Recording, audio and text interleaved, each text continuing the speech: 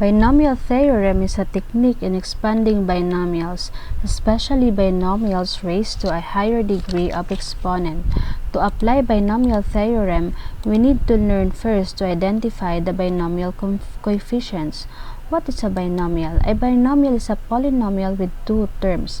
Finding x plus y raised to n, we will need to use a combinations to find the coefficient that will appear in the expansion of the binomial.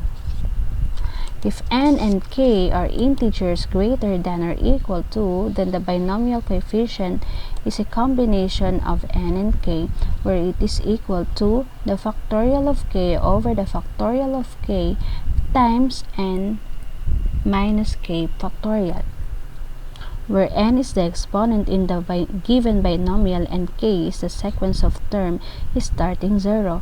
For example, a combination of 5 and 2 that is equivalent to 10. In the next succeeding slide, we are going to discuss this further.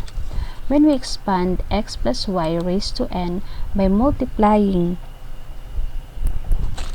the result, it is called a binomial expansion, and it is include binomial coefficient. Can you look at the given example below? What have you noticed?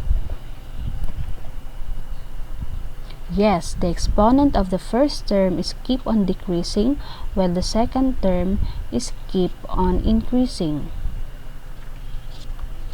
These patterns leads us to the binomial theorem, which can be used to expand any binomial.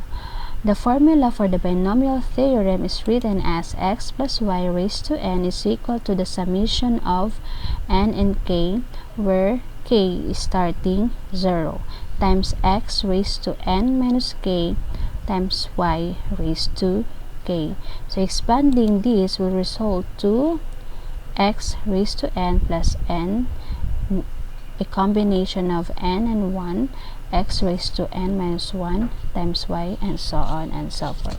This pattern is very obvious in a Pascal triangle. If we have exponent of a binomial is 1, we have two terms. If we have exponent is 2, we have 3 terms, and so on and so forth, meaning the pattern is n plus 1. And we also notice that the exponent of our first term, which is x, is in descending order, while the second term is in descending order. Now, can you guess the next expansion of a binomial theorem of a binomial, which is x plus y raised to 5? So using the Pascal triangle, n is equal to 5, thus there will be a 5 plus 1 or equal to 6 terms. We will also start from x raised to 5, and then for each successive term, reduce the exponent on x by 1 until x reaches 1. And then increase the exponent of y by 1 until the exponent on y by 1 until y raised to 5 is reached. So from the Pascal triangle, we could say our variable is equal to x raised to 5 plus x raised to 4y plus x cubed times y squared plus x squared times y cubed plus x times y raised to 4 plus y raised to 5. Now, how can we get those binomial coefficient? We can get those using the combination as mentioned earlier in the discussion, from the formula of a combination, which is equal to the factorial of n over the factorial of k times the factorial of n minus k. So for the first term, we have 5 and 0. So substituting from the formula, we have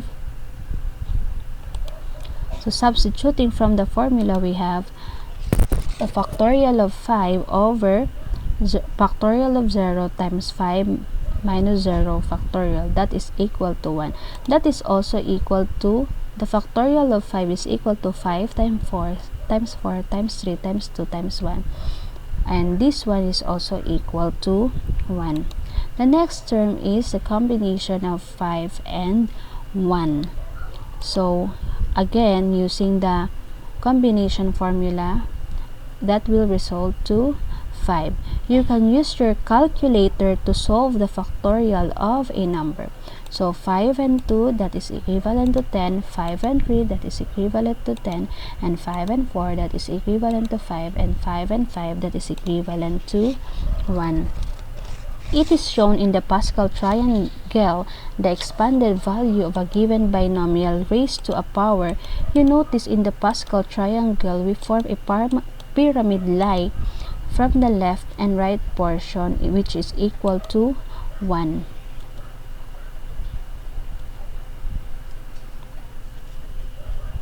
So adding those coefficients 1 and 1, that is 2, 1 and 2, that is 3, 2 and 1, that is 3, and 1 and 3, that is 4, and so on and so forth.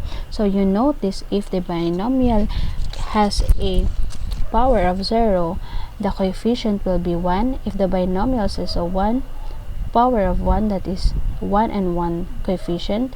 If we have 2, that is 1 and 2 and 1 coefficient. If we have 3, that is 1, 3, 3 and 1. If we have a 4 power, that is 1, 4, 6, 4, 1. And if we have 5, that is 1, 5, 10, 10, 5, 1. And so on and so forth. Let us solve another example. Write the expanded form of 3x minus 4.